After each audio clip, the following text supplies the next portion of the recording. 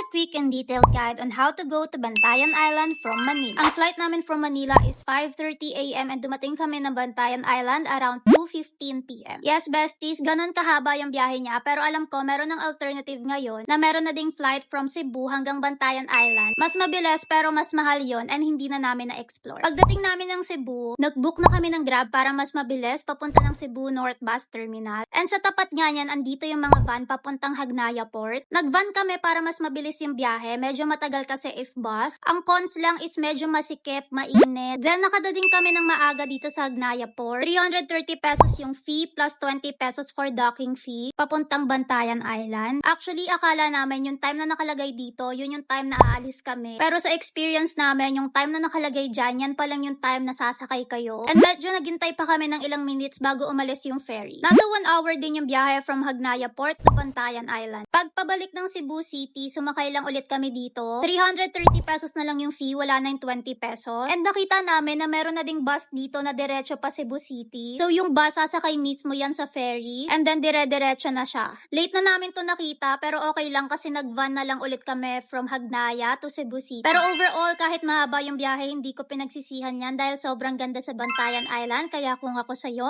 try mo na, bestie!